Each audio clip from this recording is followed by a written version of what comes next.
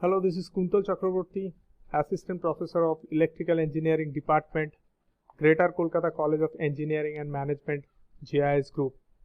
I am just going to give a lecture on a topic that is dynamometer type wattmeter. First, we will try to explain the AC power.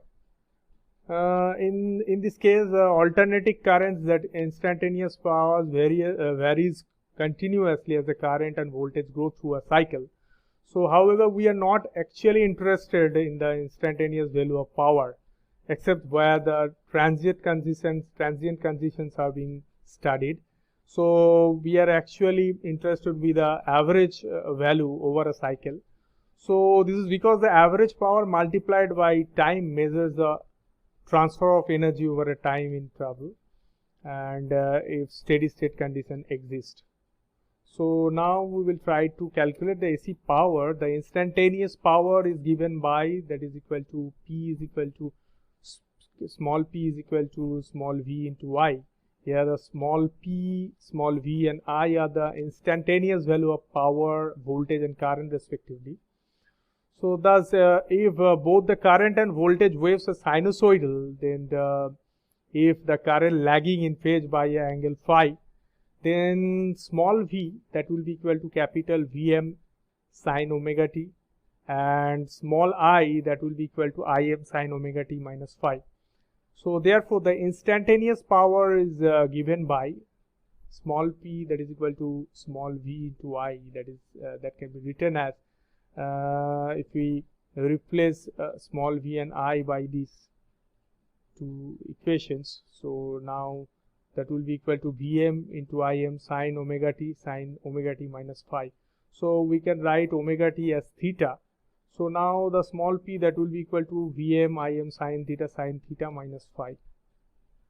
So now if we try to simplify it, then that will be equal to Vm into Im by 2 cos phi minus cos 2 phi cos 2 theta minus phi. So now the average power over a cycle is capital P, that is equal to Vm Im divided by 2 pi integration 0 to 2 pi cos phi minus cos 2 theta minus phi divided by 2 d theta. So by integrating it, we will get that Vm Im by 2 into cos phi. So now this equation can be written as Vm by root 2 into Im by root 2 cos phi. So P, that is equal to V into I into cos phi. Here the capital V is equal to Vm by root 2 and capital I is equal to Im by root 2. Here the V and I are the RMS values of voltage and current, and here the cos phi is a power factor of the load. So that is the AC power. P is equal to V into I into cos phi. So now I'm just going to describe the constructions. Dynamometer type wattmeter has two coils. One is a moving coil and another one is a fixed coil. And basically this fixed coil is basically divided into two parts. And theoretically it should be identical. Its shape, size and number of coils, that should be same. But practically it is not possible. But we will try to keep it same, so that the uniform field that can be made. And two parts are connected in series with the load. So load current will flow through this coil, and moving coil moves a pointer with the help of the spring control instrument, and small amount of current flowing through it, and to avoid the heating, as here moving coil works as a pressure coil and fixed coil works as a current coil. And moving coil is connected with the voltage, and thus the current flowing through it, which is proportional with the voltage applied to it. And high value resistance is connected in series to limit the current through it. So here basically the fixed coil is divided into two parts, and they are connected in series. It is basically divided into two parts to provide the uniform field. And here the moving coil, that is a pressure coil, where the voltage is connected to it and a small amount of current is flowing through it. to avoid the heating effect, and basically we actually apply the voltage, that is current flowing through it is actually the equivalent current of this applied voltage, and here we are connecting a resistance in series with this coil to provide the current limit. And generally we use a spring control arrangement to provide the necessary controlling torque to it, and we will use a air damping system to provide the damping, and basically aluminum vane or disc is connected with the air chamber, is provided to necessary damping. When the point is deflected in a position, at the final position there may be any oscillations due to inertia, and this kind of deflection oscillation that can be restricted by using the air damping system. So basically here we are here we will use a air damping system to provide the necessary damping. So this is the constructions, and this is a circuit diagram where we are seeing that the two coils are connected in series, and here the fixed coil, a moving coil we have, and where the high resistance is connected in series with that arrangement, and a load is connected with a fixed coil, so that the power that can be measured. Next is a working principle. When any current carrying conductor is placed inside the magnetic field, so it experiences a mechanical force, and due to this mechanical force a deflection occurred. So here is the same principle. If the current is flowing through the current coil, with the fixed coil, so as well as the current is flowing through the moving coil, so here the magnetic field is developed due to the current is flowing through the current coil or fixed coil. So, and the current conductor, that is a moving coil that is placed here, so due to that it experiences a mechanical force, and due to that there will be some deflection. So dynamometer type instruments works on this above status principle. So now IC and IP be the instantaneous value of currents through the current and pressure coils respectively. We will try to develop the torque equation. We know that the instantaneous torque in electrodynamic dynamometer type instrument is directly proportional to the product of instantaneous current through the coils and the rate of change of flux. So here the deflecting torque, that will be equal to TD, is equal IC IP dm by d theta. Here the IC is a current through the current coil, and here the current through the pressure coil, and here the mutual inductance developed here, M, and here the theta is a angle. Now applied voltage across the pressure coil, that is small v, is equal to root over 2 small v sine omega t. So instantaneous current IP, that is equal to root 2 v sine omega t by Rp. So now the applied voltage across the pressure coil, that is converted into the instantaneous current. So next, where the Rp is the resistance of the pressure coil, and here the IP is equal root 2 IP sine omega t. So small IP, that will be equal to V divided by Rp. So now that will be equal to RMS value of the current through the pressure coil. So if there is a phase difference between the voltage and the current, then the instantaneous current through the current coil, that will be equal to IC equal to root 2I sine omega t minus phi. So instantaneous torque TD, that will be equal to root 2 IP sine omega t. So that is equivalent current, and the current through the current coil, that is root 2 I sine omega t minus phi into dm by d theta. Now the average deflecting torque T, that will be equal to 1 by T integration 0 to T 2 IP I sine omega t minus phi dm by d theta d omega t.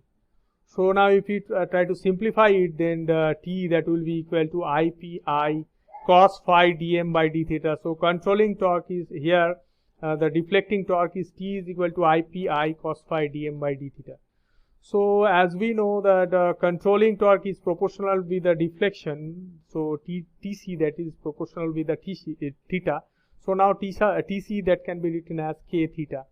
So at a steady state position, the TC that will be equal to TD.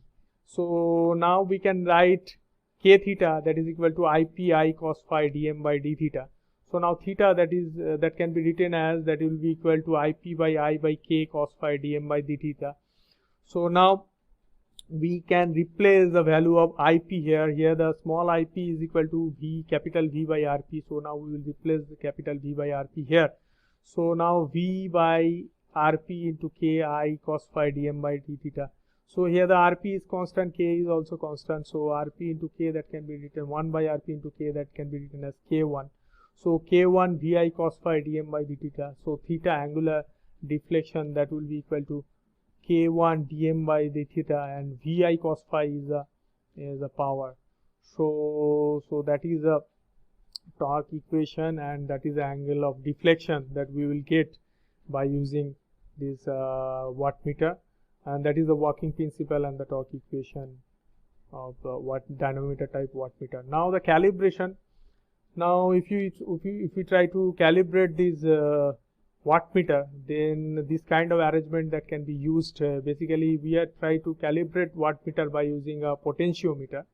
So we have a current coil that is connected with the arrangement, and that is connected with the series resistance, that is the RS, and that is the standard resistance that we know the value of this resistance, and ammeter is connected with series that will basically give us the value of a current. So now if we place this switch to here, then we will obviously get the value of a voltage. Now the voltage that can be divided by RS, that will get a current here. So now that will be the true current, and the voltage we are getting here, that is a current we are getting here A. So now if we place this switch into position 1, then we will get a voltage as we know the value of RS, then V divided by RS, that will be the current through this current coil, and here we are getting a current also from this meter, but here the value we are getting from the pot, that is the true one. Similarly, the voltage that can be measured through the pressure coil that is applied, that is V, if we connect a voltmeter in parallel with that, so the voltage can be measured. Similarly, that is connected, if we place this switch into the position 2, then obviously we will get some output voltage. So now the voltage that can be also measured. So the voltage we are getting from the voltmeter, that is the measured one, and we place this switch into the position 2, then the voltage that we will get from the potentiometer, that will be the true value. So now if we multiply this current that actually get from the potentiometer and the voltage from the potentiometer, so that will give us the true power, and the voltage and current we are getting from the ammeter and voltmeter, that is, or from the wattmeter, that will be the measured power. Now we can compare this, and by this kind of arrangement, by comparing the power of the wattmeter and comparing the power we are getting from the potentiometer, so the calibration that can be made. So this is a calibration of wattmeter by which we can calibrate the wattmeter in terms of potentiometer. So now the multiplication factor of wattmeter. Basically multiplication factor, that is equal to voltage range into current range into power factor divided the range of the wattmeter scale. Suppose the voltage range of the wattmeter is 300 volt and the current range is 10 ampere, and the full scale that we can measure, the scale is 750, but here the voltage range is 300 and the current range is 10, so the power that will be into 300 into 10 means 3000, and the scale range we are getting, that is 750. So now that can be divided by 750, then the 4, that will be the multiplying factor. So if we get the scale reading as 300, then we have to multiply with the 4, means 300 into 4 means 1200 watt will be the exact value of this measurement. So this is the multiplying factor, and that is very important for the wattmeter. Next is the advantages and disadvantages. By using this wattmeter, such instruments can be made to give a very high degree of accuracy. Hence, they used as a standard of calibration purpose also. So, as this is very, its accuracy is very high, and they are equally accurate on DC as well as AC measurements. So, this is a very important advantage. And scales are more or less uniform because of deflection is proportional to the average power. So, this is also an important advantage of wattmeter, dynamometer type wattmeter, and it can be used on both AC and DC supply for any waveform of voltage and current, and is not restricted to the sinusoidal waveform. So this is also a very good advantage of dynamometer type wattmeter. Now, disadvantage: at power factor, the inductance of the voltage coil causes serious error unless the special precautions are taken to reduce this effect. So this is a disadvantage, and we have a lot of errors in case of dynamometer type wattmeter. Error due to connection method, error due to pressure coil inductance, error due to pressure coil capacitance, error due to mutual inductance effect, error due to stray magnetic field, error due to eddy currents, error due to temperature error, error due to vibration of moving system, error due to friction. So these 7-8 errors we have in case of dynamometer instruments, and we have compensation method for this, but every kind of error that can be eliminated by using this compensation method. So that's all. That the constructions I already discussed, the constructions, working principle, and